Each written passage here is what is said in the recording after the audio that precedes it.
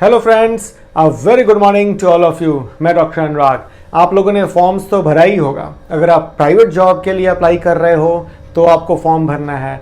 अगर आप लोग किसी गवर्नमेंट सर्विस के लिए अप्लाई कर रहे हो तो आपको फॉर्म भरना है। आप किसी भी चीज़ के लिए अप्लाई करते हो तो कोई ना कोई फॉर्म आपको भरना ही पड़ता है। तो याद कीजिए, जब आप फॉर्म भरते हो तो आपके जेंडर के कॉलम में क्या आता है?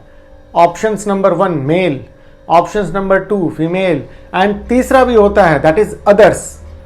जबकि कुछ समय पहले तक जितनी भी फॉर्म्स थी, आप जब भरते थे तो आपके पास दो ही ऑप्शन आता था, ओनली मेल एंड फीमेल। तो अब यहां पे एक तीसरा ऑप्शन खोल दिया गया, दैट इज अदर्स। तो आखिर ये अदर्स कौन है? आखिर वो कौन लोग होते हैं जो इस अदर्स के कैटेगरी में गिरते हैं? कहां से ये अदर्स आ रहे हैं? आखिर उनकी बनावट कैसे होती है? क्या उनका स्ट्रक्चर होता है? क्या आउटर अपीयरेंस होता है? क्या इंटरनल जेनेटिक्स होता है? क्या इंटरनल गोनाड्स होता है? आखिर वो कौन सा फैक्टर है जो तय करता है कि आप मेल हैं या फीमेल हैं? क्या एक्सटर्नल अपीयरेंस तय करता है? एक्सटर्नली अगर आप मेल की तरह अपीयर हो रहे हो तो क्या आप मेल ही हो? एक्सटर्नली अगर आप फीमेल की तरह हो तो क्या आप फीमेल ही हो?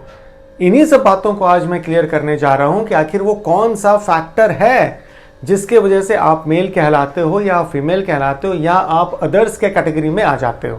तो बहुत सारी ऐसी बातें हैं जो अभी तक पब्लिक नहीं जान रही होती है, लेकिन इस वीडियो के माध्यम से मैं उनको समझाना चाहता हूं, उनको बताना चाहता हूं कि there are 3 types, male, females and others.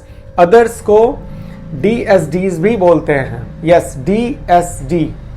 अभी आपने कुछ दिन पहले एक मूवी भी देखा होगा, तापसी पन्नू स्टारर रश्मि रॉकेट। यस, इस फिल्म में भी जेंडर आइडेंटिटी के बारे में बताया गया है, जेंडर वेरिफिकेशन टेस्टिंग के बारे में बताया गया है।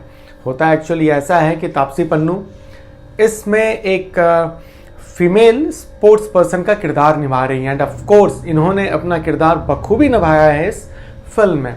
तो बचपन से ही दिखाया गया है कि उनकी एथलेटिक जो वर्कअप है, उनका जो एथलेटिक में मन है वो बहुत ही तेज था, वो रॉकेट की तरह भागती थी।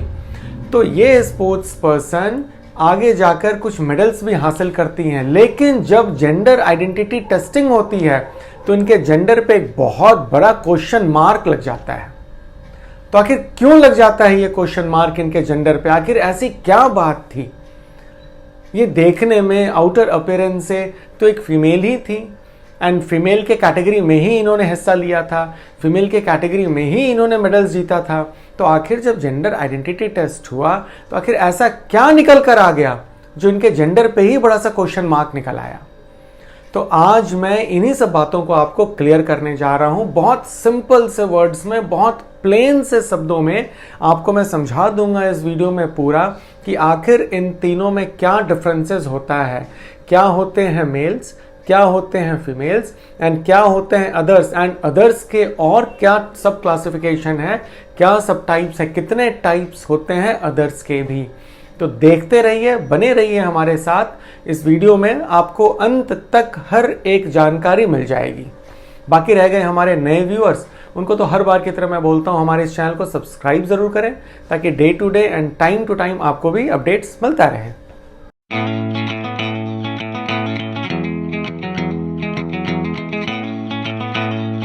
इन कैटेगरीज को मेल, फीमेल एंड अदर्स, यहां पे मैं अदर्स को DSDs बोलना चाहता हूं। मैंने डिस्प्ले किया है DSD। यस, तो यहां पे अब इन 3 कैटेगरी को समझने के लिए मेल, फीमेल एंड DSDs, सबसे पहले 3 बेसिक चीज़ों को आपको जानना बहुत ज़रूरी होता है। अगर आपको ये 3 बेसिक्स पते हैं, ये फंडामेंटल्स पता है, तो आपको समझने में बहुत आसानी हो जाएगी कि आखिर मेल किसे कहते हैं, फीमेल किसे कहते हैं एंड DSDs में कौन आते हैं, उनका एक्सटर्नल अपीयरेंस कैसा होता है, इंटरनली वो कैसे होते हैं। तो सबसे जो पहली बात है वो है जेनेटिक स्ट्रक्चर, क्रोमोसोमल स्ट्रक्चर। तो हम लोग अभी जेनेटिक्स लेवल में बात कर रहे हैं। आप अगर देखो तो मेल का जेनेटिक स्ट्रक्चर होता है 46 + XY एंड फीमेल का होता है 46 + XX। अब ये XX क्या है एंड ये XY क्या है? आप देखें, जब मदर एंड फादर का मिलन होता है, मैं आपको बिल्कुल सिंपल टर्म्स में समझा रहा हूँ, जब मदर एंड फादर का मिलन होता है तो मदर हमेशा एक्स क्रोमोजोम बियर करती हैं, जबकि फादर एक्स एंड वाई दोनों क्रोमोजोम बियर करते हैं। तो जब इन दोनों का मिलन होता है तो मदर का एक्स क्रोमोजोम अगर फादर के एक्स क्रोमोजोम से मिलेगा तो आने वाला बेबी फीमेल होगा। तो that is 46 plus XX। Similarly अगर मदर का एक्स क्रोमोजोम फादर के वाई क्रोमोजोम से मिलेगा तो 46 प्लस XY आएगा, दैट इज मेल। तो यहां पे समझने वाली बातें ये है कि आखिर एक मेल का जेनेटिक स्ट्रक्चर क्या होता है एंड एक फीमेल का जेनेटिक स्ट्रक्चर क्या होता है। तो सीधे से टर्म्स में मेल 46 प्लस XY कहलाता है एंड फीमेल 46 प्लस XX कहलाती है। अब आते हैं अपने दूसरे बेसिक्स पे। दूसरा बेसिक क्या कहता है? गोनाड्स। गोनाड्स मीन्स या तो टेस्टिस या तो ओवरी। तो टेस्टिस कहाँ से बना एंड ओवरी कहाँ से बना? एक्चुअली जब बेबी माँ के पेट में होता है तो ये टेस्टिस एंड ओवरी डिफरेंशिएटेड नहीं होता है, ये गोनाडल रिज होता है। उस रिज से ही या तो टेस्टिस का फॉर्मेशन होता है या तो ओवरी का फॉर्मेशन होता है। अब इस बात को आप लोग समझ लें, यहाँ पे बहुत इंपॉर्टेंट बात आपको मैं बोलने जा रहा हूँ, वो है ये कि हर baby, all fetuses are destined to be female। yes, जितने भी बच्चे होने जा रहे हैं उनको फीमेल में ही होना है, उनको फीमेल ही बनना है, उनको फीमेल में ही कन्वर्ट होना है। तो आपका क्वेश्चन ये आएगा कि अगर सारे बच्चों को फीमेल ही बनना था तो ये मेल कहाँ से आ गए? यस, तो ये मेल कहाँ से आए? तो 46 प्लस XY, ये जो Y फैक्टर है, Y क्रोमोजोम है, ये आपको डिस्टाइन करता है मेल की तरफ। ये गोनाडल रिज से आपको टेस्टिस बनवा देता है। तो होता क्या है कि एक बेबी को बनना था फीमेल, लेकिन ये वाई के प्रेजेंस से यहाँ पे बन गया टेस्टिस एंड टेस्टिस होने की वजह से ये हो गया मेल। तो हमने दो बातों को आपको क्लियर कर दिया। सबसे पहला जेनेटिक स्ट्रक्चर XX या XY, एंड दूसरा अगर Y प्रेजेंट है तो टेस्टिस बनेगा, दैट इज मेल, एंड अगर X प्रेजेंट है तो ओवरी बनेगा, दैट इज फीमेल। अब आते हैं अपने तीसरे पॉइंट पे। तीसरे पार्ट में बात करेंगे एक्सटर्नल पार्ट की, यस, एक्सटर्नल अपीयरेंस की। ये सबसे इंपॉर्टेंट पॉइंट है यहाँ पे, क्योंकि आपको समझना बहुत ज़रूरी है कि ये एक्सटर्नल पार्ट का फॉर्मेशन कैसे होता है। क्या एक्सटर्नल पार्ट डिपेंडेंट होता है आपके क्रोमोसोमल वैरायटी पे? क्या एक्सटर्नल पार्ट डिपेंडेंट होता है आपके ओवरी या टेस्टिस पे? यहाँ पे आपको जानना बहुत ज़रूरी है। अगर 46XY था, वाई क्रोमोसोम के प्रेजेंस के वजह से ही टेस्टिस बना था एंड टेस्टिस के वजह से ही ये मेल कहला रहा है, जबकि अगर XX था तो वहाँ ओवरी बन गया था जिसकी वजह से ये फीमेल कहला रहा है। तो क्या हर मेल का एक्सटर्नल अपीयरेंस मेल की तरह ही होगा या हर फीमेल का एक्सटर्नल अपीयरेंस फीमेल की तरह ही होगा? अब जैसा मैंने आपको पहले बोला कि हर बेबी का डेस्टिनेशन था फीमेल ही बनना, क्योंकि होता है एक्चुअली 46XX। XX वाले केस में कोई वाई क्रोमोजोम नहीं होता, इसलिए गोनाडल रिज से ओवरी ही बनता है।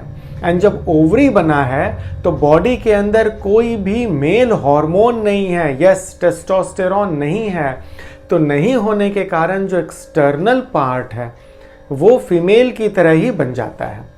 तो एक बेबी जो डेस्टाइंड था फीमेल बनने के लिए वो नॉर्मली फीमेल बन गया, लेकिन कुछ बच्चों में जहां पे 46XY आ जाता है, ये Y अगर फादर से आया है तो Y आके इंटरप्ट करता है इस डेवलपमेंटल प्रोसेस में एंड ओवरी ना बन के ये टेस्टिस बना देता है। एंड एक बार जब गोनाड्स टेस्टिस बन गया है तो इस टेस्टिस से मेल हार्मोन का जनरेशन होता है, दैट इज टेस्टोस्टेरोन। एंड ये टेस्टोस्टेरोन फीमेल पार्ट को फीमेल पार्ट की तरह नहीं बनने देता है, ये टेस्टोस्टेरोन कुछ ऐसा मॉडिफिकेशन करता है जिससे ये मेल पार्ट की ओर बन जाता है। तो मुझे आपको इसी बात को समझाना ज़रूरी है कि मेल पार्ट का फॉर्मेशन टेस्टोस्टेरॉन की वजह से होता है, मेल हार्मोन्स की वजह से होता है, ना कि 46XY, ना कि टेस्टिस से। टेस्टोस्टेरॉन चाहे कहीं से भी आए, सोर्स कुछ भी हो, फॉर्मेशन में एक्सटर्नल पार्ट का हो जाएगा। तो यहां पे आकर हमारी गाड़ी रुकती है, क्योंकि यहां पे मैं आपको जस्ट एक कंक्लूड करना चाहता हूं कि अगर फादर से आया है Y, मदर से आया है X, that is 46 plus XY, इस Y के वजह से बनेगा टेस्टिस, एंड टेस्टिस से रिलीज होगा टेस्टोस्टेरॉन, एंड टेस्टोस्टेरॉन आपके एक्सटर्नल अपीयरेंस के लिए रिस्पॉन्सिबल होता है। तो आप एक मेल की तरह पाए जाओगे। सिमिलरली फादर से आया है X, मदर से भी आया है X, अब ये 46 एंड XX मिलकर ओवरी बनाएगा, एंड चूंकि ओवरी बना है तो टेस्टोस्टेरॉन आपके बॉडी में मिलेगा नहीं। टेस्टोस्टेरॉन नहीं मिलेगा तो जो आउटर एक्सपीरियंस है वो फीमेल का फीमेल की तरह ही रह जाएगा, क्योंकि बेबी को तो ऑलरेडी फीमेल ही बनना था। तो ये हमने किया है यहाँ पे conclude what is male and what is female. मैं समझता हूं यहां पे आने के बाद आपको ये बात बिल्कुल क्लियर हो गई होगी कि मेल का नॉर्मल फॉर्मेशन कैसे होता है एंड फीमेल का नॉर्मल फॉर्मेशन कैसे होता है। अब आता है हमारा इंटरेस्टिंग टॉपिक। यहां पे हम लोग डिस्कस करने जा रहे हैं others, that is DSDs। Yes, तो DSDs को किस तरीके से कैटेगराइज किया जाता है, क्या मिलता है DSDs के अंदर, देखिए एंड समझिए इस बात को। चलें, तो सबसे पहले मैं आपको यह बता दूं DSDs को 4 कैटेगरी में बांटा गया है। Number 1 46 plus XX, number 2 46 plus XY, number 3 true gonadal, and number 4 is undetermined. तो क्या है ये चारों पार्ट, देखते हैं one by one. Group number 1 46XX, यहां पे क्या होता है, जैसे मैंने आपको पहले भी बोला, अगर 46XX होगा तो ये कहलाएंगी फीमेल। XX है इसलिए यहां पे ओवरी का जनरेशन होगा। अगर Y होता तो ऑफ कोर्स टेस्टिस में ये चेंज हो जाता है, लेकिन ये XX है तो नॉर्मली ये ओवरी ही इसको बनना है, ओवरी बन गया है। तो इंटरनली आपने देखा ये फीमेल की तरह बिहेव कर रही हैं, क्योंकि इनका जो क्रोमोसोमल एनालिसिस है वो 46XX बोल रहा है, एंड गोनाड्स का अगर एनालिसिस आप करो तो ये आपको ओवरी दिखा रहा है। लेकिन अगर हम लोग चलें अब एक्सटर्नल पार्ट में, जो एक फीमेल का एक्सटर्नल पार्ट होता है वैसा ही होना चाहिए था, वैसा ही बनना चाहिए था, लेकिन कुछ कंडीशंस के वजह से आपको टेस्टोस्टेरॉन बॉडी में ज्यादा मिलने लगता है इन बच्चों में। एक दो एग्जाम्पल जैसे मैं आपको देता हूं। एक एग्जाम्पल है CAH, that is congenital adrenal hyperplasia. तो कॉन्जेनाइटल एड्रिनल हाइपरप्लेजिया में एड्रिनल हार्मोन्स, खासकर स्टेरॉइड्स, कॉर्टिसोल एंड ऑल्डोस्टेरॉन, ये दोनों हार्मोन्स बहुत ही लो हो जाता है, बहुत ही कम लेवल में पाया जाता है, लेकिन टेस्टोस्टेरॉन का फॉर्मेशन काफी हाई हो जाता है। अब आप देखो, है तो ये 46XX विथ ओवरी, यहाँ पे टेस्टिस नहीं है, टेस्टोस्टेरॉन नहीं आना चाहिए था, लेकिन कुछ फैक्टर्स के वजह से टेस्टोस्टेरॉन का प्रोडक्शन इनके बॉडी में बढ़ जा रहा है। और ये टेस्टोस्टेरॉन, जैसा कि मैंने आपको पहले भी बताया था, यही टेस्टोस्टेरॉन है जो एक्सटर्नल पार्ट को मेल की तरह बनाता है। तो अब आप सोचें, जरा इमेजिन करें कि एक बॉडी है जिसका जेनेटिक स्ट्रक्चर 46XX है फीमेल का, इसका गोनाड्स भी है ओवरी फीमेल का, लेकिन जो एक्सटर्नल अपीयरेंस है, जो आउटर अपीयरेंस है, वो है मेल का ड्यू टू टेस्टोस्टेरॉन। क्योंकि मैंने पहले भी बताया कि एक्सटर्नल अपीयरेंस डिपेंड करता है आपके हार्मोन लेवल पे, ना कि आपके जेनेटिक स्ट्रक्चर पे, ना कि आपके गोनाड्स पे। तो ये बात समझ में आई। अगर कॉन्जेनाइटल एड्रिनल हाइपरप्लेजिया है तो ये टाइप 1 के 46XX में आते हैं। ऑफ कोर्स ये 2 टाइप का मिलता है, एक सॉल्ट लूजिंग होता है जो कि सीवियरली डेडली डिजीज इसको बोलते हैं, एंड दूसरा जस्ट सिंपल वायरलाइजिंग होता है, जिसमें जस्ट एक ये इस तरीके का फीचर्स आपको देखने को मिलता है, जिसको DSDs कहा जाता है। यहीं पे अगर हम लोग बात करते हैं अपने सेकंड कैटेगरी में, सेकंड कैटेगरी में हम लोग देखेंगे 46XY। यस, अब यहां पे चूंकि 46XY है, ये Y क्रोमोसोम के होने से अब बनने जा रहा है बच्चे में टेस्टिस। तो इंटरनली अगर आपने देखा तो ये मेल की तरह बिहेव कर रहा है। जेनेटिक कंस्टिट्यूशन वाइज मेल है 46XY। गोनाड्स की तरफ अगर आप देखो तो टेस्टस है, अगेन ये मेल की तरह बिहेव कर रहा है। लेकिन अब हम लोग चलते हैं, अगर आउटर अपीयरेंस को देखो तो यहाँ पे क्या होता है, जो टेस्टोस्टेरॉन जो मेल हार्मोन्स बन रहा है टेस्टस से, या तो वो कम बनता है कुछ कारणों के वजह से, या तो वो प्रॉपर मात्रा में बनता ज़रूर है लेकिन जितना काम करना चाहिए था रिसेप्टर लेवल पे उतना काम नहीं कर पाता है, जिसके वजह से जो आउटर अपीयरेंस एक मेल का होने जा रहा था वो मेल का ना होके फीमेल वाला ही रह जाता है। क्योंकि मैंने आपको पहले ही बोला कि हर बेबी का डेस्टिनेशन है फीमेल में बनना, फीमेल में कन्वर्ट होना। तो इसका आउटर अपीयरेंस तो ऑलरेडी फीमेल की तरह ही होने वाला था। तो यहाँ पे अब आप फिर से एक बार इमेजिन करो इस बॉडी का स्ट्रक्चर कैसा होगा। Internally genetically 46XY male, testis gonads भी मेल का है, लेकिन आउटर एक्सपीरियंस फीमेल का है। तो ये अपीयरेंस आपको शो करता है एक बहुत कॉमन सी डिजीज है जिसको बोलते हैं AIS, एंड्रोजन इनसेंसिटिविटी सिंड्रोम। क्योंकि इसमें जो एंड्रोजन है, जो टेस्टोस्टेरॉन है, वो अच्छे मात्रा में होने के बावजूद रिसेप्टर लेवल पे काम नहीं कर पाता है एंड बॉडी स्ट्रक्चर कुछ इस तरीके से हो जाता है। अब देखते हैं अपना तीसरा पार्ट। जो तीसरा पार्ट है that is true gonadal. True gonadal का मतलब है कि एक ही बॉडी के अंदर टेस्टिस भी मिलेगा एंड ओवरी भी मिलेगा। मैं अभी आपको जेनेटिक कंस्टिट्यूशन की नहीं बात कर रहा हूं, जस्ट गोनाड लेवल पे बात कर रहा हूं। या तो हो सकता है कि एक टेस्टिस मिले और एक ओवरी मिले, या तो हो सकता है कि एक ही साथ ओवो टेस्टिस मिले साथ साथ जुड़ा हुआ। तो एक ही बॉडी है, उस बॉडी के अंदर दोनों टाइप का गोनाड्स मिल रहा है। यहां पे आपको समझना जरूरी है, इन पेशेंट्स में, इन बच्चों में, इन लोगों में जो जेनेटिक कंस्टिट्यूशन होता है वो मेल का भी हो सकता है 46XY, फीमेल का भी हो सकता है 46XX। आउटर अपीयरेंस अगर आप देखो तो वो भी मेल का हो सकता है, डिपेंडिंग ऑन कि टेस्टोस्टेरोन लेवल कितना है। अगर टेस्टोस्टेरोन लेवल अच्छा है तो मेल का अपीयरेंस आएगा बाहरी, लेकिन अगर टेस्टोस्टेरोन लेवल कम है तो वहाँ पे फीमेल का अपीयरेंस आएगा बाहरी।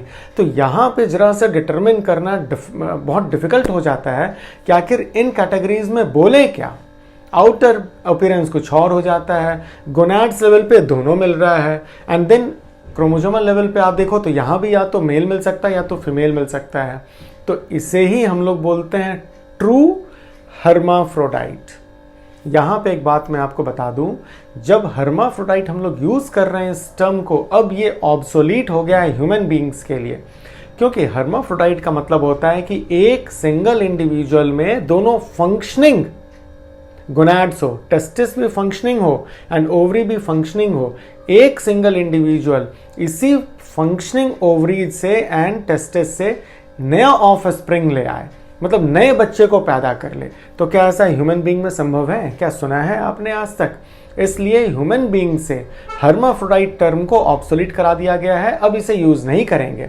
हर्माफ्रोडाइट यूज होता है प्लांट्स के लिए एंड कुछ लोअर जीव जंतुओं के लिए जो सिंगली अपने ऑफ स्प्रिंग को पैदा कर सकते हैं।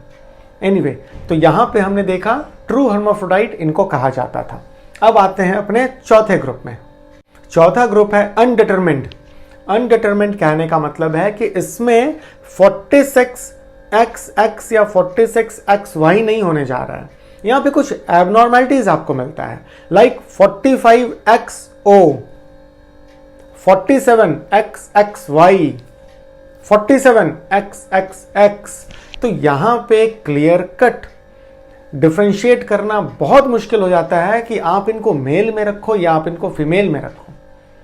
इसलिए इसका नाम ही अनडिटरमिन्ड, अनडिफरेंशिएटेड। तो ये कुल मिलाकर आपको DSDs का कैटेगराइजेशन था। तो उम्मीद करता हूं अभी तक इस वीडियो में सारी बातों को मैंने आपको क्लियर किया होगा। अब आते हैं जेंडर वेरिफिकेशन टेस्टिंग पे, जो कि इस मूवी में भी दिखाया गया था, इस रश्मि रॉकेट में दिखाया गया था कि कैसे एक स्पोर्ट्स पर्सनालिटी जो कि एक फीमेल है, राइट फ्रॉम बिगिनिंग उसको फीमेल की तरह ही बियर किया गया है। उसका ग्रोथ, उसका रहन सहन सब कुछ एक फीमेल की तरह हुआ है एंड फीमेल स्पोर्ट्समैन की तरह उसने पार्टिसिपेट भी किया, मेडल्स भी वो लाई। लेकिन बाद में जब जेंडर टेस्टिंग होती है तो उनके जेंडर पे एक बहुत बड़ा सवाल खड़ा हो जाता है। तो जेंडर आइडेंटिटी टेस्टिंग क्या होती है? तो इसमें आप देखो स्टार्टिंग में इनिशियली जब ये गेम्स स्पोर्ट्स स्टार्ट हुआ था, ओलंपिक्स स्टार्ट हुआ था, तो वहाँ पे कुछ पैनल बना था डॉक्टर्स का एंड उन्होंने बोला था कि हम एग्जामिन करेंगे। तो जस्ट फिजिकली एग्जामिन करते थे महिलाओं को, स्पोर्ट्स पर्सन को, एंड देन वेरिफिकेशन हो जाता था कि हाँ ये सुटेबल है पार्टिसिपेट करने के लिए, ये महिलाओं के अंदर ही आएंगी, इनका पार्टिसिपेशन जायज़ है। लेकिन बाद में देखा गया कि नहीं, केवल बाहर के अपीयरेंस से आप नहीं बोल सकते हो कि ये मेल है या ये फीमेल है, जो बात मैंने अभी आपको इस वीडियो में सारा बताया है। तो फिर क्या हुआ, फिर इसके बाद जेनेटिक टेस्टिंग की ओर लोग मुड़ गए। तो ये बोला गया कि अब जो भी स्पोर्ट्स पर्सन आएंगे उनका जेनेटिक लेवल पर टेस्टिंग होगा, देखा जाएगा कि क्या वो 46XX में आते हैं या 46XY में आते हैं, मीन्स वो फीमेल कहलाएंगी या वो मेल कहलाएंगे। कुछ दिनों के बाद थोड़ा सा मॉडिफिकेशन इसमें और हुआ एंड यहाँ पे फिर बोला गया कि नहीं, अब हमें गोनाडल लेवल पे भी टेस्टिंग करनी होगी, अब हमें हार्मोनल लेवल पे भी टेस्टिंग करनी होगी। अब हमें देखना होगा कि क्या इनमें मेल एंड्रोजेंस ज़्यादा है, मेल हार्मोन्स ज़्यादा है, टेस्टोस्टेरोन ज़्यादा है, या इसमें फीमेल हार्मोन्स ज़्यादा है। तो कुल मिलाकर ये 3-4 टेस्ट को साइमल्टेनियसली परफॉर्म कर कर आप एक कंक्लूजन पे निकलते हो कि आखिर आप इनको क्या कहोगे, जेनेटिक लेवल पे क्या है, गोनाड्स के लेवल पे क्या है, हार्मोनल लेवल क्या है एंड आउटर अपीयरेंस क्या है। इन चारों चीज़ों के हिसाब से ही फाइनली आप डिटेक्ट करते हो कि हाँ इनको इस स्पोर्ट्स में डाला जाए या ना डाला जाए। तो रह गई बात जहाँ तक इस मूवी का सवाल है, इस मूवी को आप जाएं एंड देखें एंड आपको भी एक आइडिया लग जाएगा कि हाँ इस मूवी में क्या हुआ था फाइनली, एंड जाकर कुछ रिसर्च वर्क्स में, रिसर्च पेपर्स को भी आप देखेंगे तो आपको आइडिया लग जाएगा कि क्या था। प्लस कुछ टर्मिनोलॉजीज को मैं आपको क्लियर कर दूं। जैसा कि मैंने आपको पहले बोला हर्माफ्रोडिटिज्म, तो hermaphrodite, true hermaphrodite human beings के लिए अप्लाइड नहीं है, लेकिन फॉल्स हर्माफ्रोडाइट्स होता है। तो फॉल्स हर्माफ्रोडाइट को 2 पार्ट में बांट दिया गया है, female pseudo hermaphrodite and male pseudo hermaphrodite. तो आप सोचने की बात है, यहाँ पे बिल्कुल सिंपल सी चीज़ है। फीमेल स्यूडो हर्माफ्रोडाइट का मतलब है कि जेनेटिकली वो फीमेल होंगी, मीन्स 46XX होगा। अब अगर 46XX है तो ऑफ कोर्स उनका गोनाड्स ओवरी होगा, लेकिन जो आउटर अपीयरेंस है वो फीमेल का नहीं होगा, वो एक मेल की तरह सिमुलेट करेगा। तो ये हो गया फीमेल स्यूडो हर्माफ्रोडाइट। ठीक उसी तरीके से अगर हम लोग बात करें मेल स्यूडो हर्माफ्रोडाइट की, तो मेल कहने का मतलब जेनेटिकली 46+XY होगा एंड Y क्रोमोजोम होने की वजह से जो गोनाड्स है वो ऑफ कोर्स टेस्टिस होगा। लेकिन हो सकता है यहाँ पे टेस्टोस्टेरोन कम हो या ठीक मात्रा में हो लेकिन काम नहीं कर रहा हो, तो यहाँ पे जो एक्सटर्नल अपीयरेंस है वो एक फीमेल का होगा। तो ये हो गया मेल स्यूडो हर्माफ्रोडाइट। इसी तरीके से अगर देखते हैं तो हर्माफ्रोडाइट को 2 और सब डिवीजन में बांटा गया है, साइमल्टेनियस एंड कॉन्सेक्वेंशियल। तो साइमल्टेनियस का मतलब है कि राइट फ्रॉम बिगिनिंग इसमें ओवरी भी है एंड टेस्टिस भी है, मीन्स दोनों चीज राइट फ्रॉम बिगिनिंग है, तो ये हो जाता है साइमल्टेनियस। और एक होता है सिक्वेंशियल। सिक्वेंशियल कहने का मतलब है कि स्टार्टिंग में हो सकता है कि एक ही गोनाड हो, केवल ओवरी हो बॉडी में, लेकिन कुछ दिनों के बाद, कुछ महीनों के बाद, कुछ सालों के बाद टेस्टिस का भी फॉर्मेशन नजर आने लगे, या वाइस वर्सा, पहले टेस्टिस हो बॉडी में एंड कुछ सालों के बाद, कुछ महीनों के बाद ओवरी भी फॉर्म कर जाए बॉडी में, तो ये हो जाता है सिक्वेंशियल हर्माफ्रोडाइट। तो ये कुछ टर्म्स था जो मैं आपको क्लियर करना चाहता था। अब आपका सबसे अहम सवाल ये उठने जा रहा है कि क्या ये पॉपुलेशन रिप्रोड्यूस कर सकते हैं या नहीं, क्या ये फर्टाइल होते हैं या नहीं। तो यस, आइए देखिए इस क्वेश्चन का आंसर। एक्चुअली अगर आप जेनेटिक लेवल पे देखेंगे एंड अगर आप गोनाड्स लेवल पे देखेंगे तो बहुत वैरायटीज़ यहाँ पे आपको मिलने जा रहा है। जैसा मैंने आपको पहले ही बताया, 4 वैरायटीज़ मिल रहा था हमें, 46XX, 46XY, true gonadal and अनडिटरमिन्ड। तो इन सभी में बहुत कॉम्प्लेक्स सा प्रोसीजर है। हो सकता है कि एक मेल जो कि 46XY है उसमें जो गोनाड्स मिले वो आपको टेस्टिस मिले।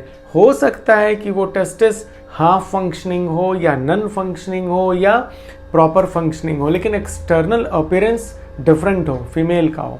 तो यहाँ पे अगर टेस्टिस में फंक्शन है, अगर वो गैमेट्स प्रोड्यूस कर रहा है, तो इस गैमेट को यूटिलाइज किया जा सकता है। हाँ, डायरेक्ट यूटिलाइजेशन नहीं हो सकता है, ये डायरेक्ट रिप्रोड्यूस नहीं कर सकते हैं, लेकिन अगर आप आईवीएफ एक रास्ता है, अगर आप इन विट्रो फर्टिलाइजेशन को अगर आप चुनते हो, तो यहाँ से इनके गैमेट्स को निकाल कर आईवीएफ कराया जा सकता है। ठीक इसी तरीके से अगर फीमेल पॉपुलेशन की बातें करो, अगर जेनेटिकली फीमेल है, 46XX है, यहाँ पे ओवरी है, एंड अगर ओवरी फंक्शनिंग है, तो ओवम जो प्रोड्यूस हो रहा है, इस ओवम को भी डायरेक्टली तो यूटिलाइज नहीं किया जा सकता है, क्योंकि एक्सटर्नल अपीयरेंस एक फीमेल का नहीं होता है। यहाँ पे एक्सटर्नल अपीयरेंस मेल की तरह होता है। तो यहाँ पे भी इनके ओवम को निकाला जा सकता है एंड आईवीएफ में यूज किया जा सकता है। तो एक तरह से अगर देखा जाए तो ये भी फर्टाइल होते हैं। हाँ, कुछ केसेस ऐसे भी हैं जहाँ पे टेस्टिस नॉन फंक्शनिंग है, जहाँ पे ओवरी नॉन फंक्शनिंग है, तो उस केसेस में ये स्टेराइल भी हो जाते हैं। तो ओवरऑल स्टेरिलिटी या फर्टिलिटी डिपेंड करता है इनके गोनाडल फंक्शन पे, इनके गोनाड के लेवल पे, इनके हार्मोन के लेवल पे। एंड हार्मोन ऐसा नहीं है कि एक ही हार्मोन इंपॉर्टेंट है। अभी तक मैं आपको जस्ट मेल हार्मोन टेस्टोस्टेरोन की बातें बताता आया हूँ, क्योंकि हमारा आज का टॉपिक था ये, इसी से कवर हो जाता था। लेकिन अगर आप रिप्रोडक्शन चैप्टर में जाओ तो वहाँ पे केवल टेस्टोस्टेरोन ही नहीं है, वहाँ पे बहुत अलग से हार्मोन्स भी आते हैं। एस्ट्रोजन आता है, प्रोजेस्टेरॉन आता है, एलएच आता है, एफएसएच आता है, जीएनआरएच आता है। बहुत सारे हार्मोन्स का एक कॉम्बिनेशन है, एक मिलन है, एंड सभी एक कोऑर्डिनेटेड वे में काम करते हैं एंड वो रिप्रोडक्शन सिस्टम को चलाता है। तो ये थे कुल मिलाकर आज का ये टॉपिक, एंड उम्मीद करता हूँ आप लोगों के टॉपिक बहुत ही पसंद आया होगा। बहुत ही अनोखा सा टॉपिक था। आप लोगों के मन में बहुत संदेह भी होता होगा, बहुत सारी जानकारियों को जानना भी होता होगा जो शायद आपको कहीं से मिल नहीं पा रहा होगा। तो मैंने इस वीडियो में आपके लिए सब कुछ डाल दिया था। अब इसमें कुछ एक्स्ट्रा आपको मिल जाए या आपके मन में अभी भी कोई रह जाए तो आप हमें नीचे कमेंट बॉक्स में डाल देंगे, तो आपको आंसर हर बार की तरह दे दिया जाएगा। Thank you.